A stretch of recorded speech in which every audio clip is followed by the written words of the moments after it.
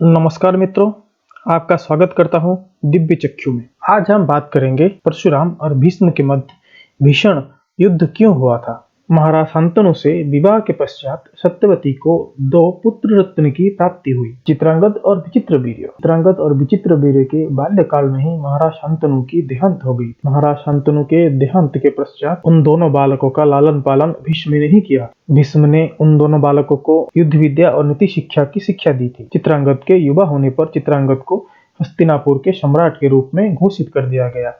तत्पश्चात एक दिन गंधर्वों से युद्ध करते हुए चित्रांगद की मृत्यु हो गई। चित्रांगद के मृत्यु के पश्चात हस्तिनापुर के महाराज के रूप में विचित्रवीर्य को राजगद्दी पर आसीन करवा दिया गया। एक दिन माता सत्यवती ने भीष्म से कहा, हे पुत्र, विचित्रवीर्य की विवाह की उचित समय आन पड़ी है। एक उत्तम कन्या पात्र देख विचित्रवीर्य की विवाह संपन्न करो। इन दिनों काशीराज की तीनों पुत्रियों की स्वयंवर सभा का आयोजन किया जाना था। यह सुनते ही भीष्म काशीराज के स्वयंवर सभा में जा पहुंचे। वहां उपस्थित काशीराज तथा अन्य राजाओं ने मिलकर भीष्म की अपमान कर दिया। अपमान करते हुए यह कहा, क्यों गंगापुत्र भीष्म मेरे कन्याओं की रूप से मोहित होकर अपने प्रतिज्ञा भंग करने आ गए।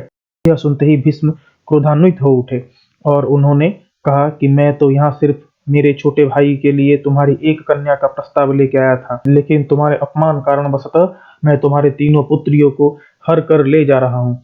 अगर तुम्हारे भुजाओं में बल है तो मुझे या तो परास्त करो और अपनी पुत्रियों को बचा लो, या तो मेरे सामने अपने धनुष बाण रखकर मेरी परागतता स्वीकार कर लो। यह सुनकर वहां उपस्थित अन्य राजाओं समेत काशीराज ने अपने सैन्य बल को लेकर गंगापुत्र भीष्म के ऊपर आक्रमण कर दिया।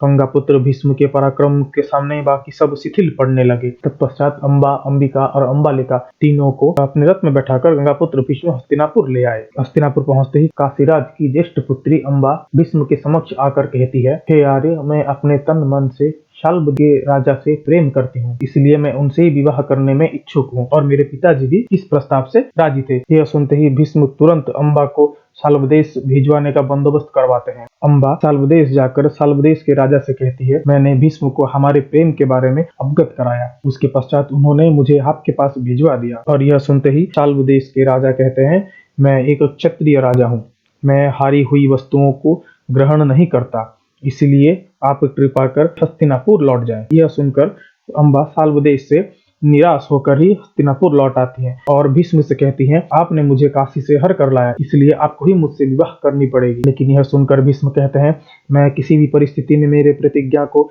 भंग नहीं कर सकता, इसलिए आपको अगर आपत्ति ना हो तो आप मेरे छोटे भाई से विवाह करके सुख भोग सकती हैं। यह सुनते ही अंबा महर्षि परशुराम के पास जाती है और पूरे घटनावली की विवरण उनके सामने प्रस्तुत करती है।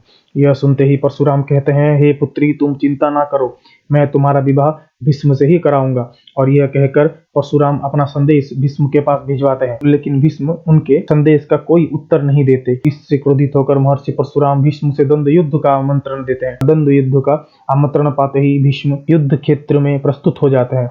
युद्ध क्षेत्र में इतना घमासान युद्ध होने लगा कि दोनों महारथियों के बीच 13 दिन का युद्ध होने लगा, लेकिन युद्ध का कोई परिणाम न आने के कारण देवताओं ने हस्तक्षेप कर युद्ध को स्थगित करवा दिया।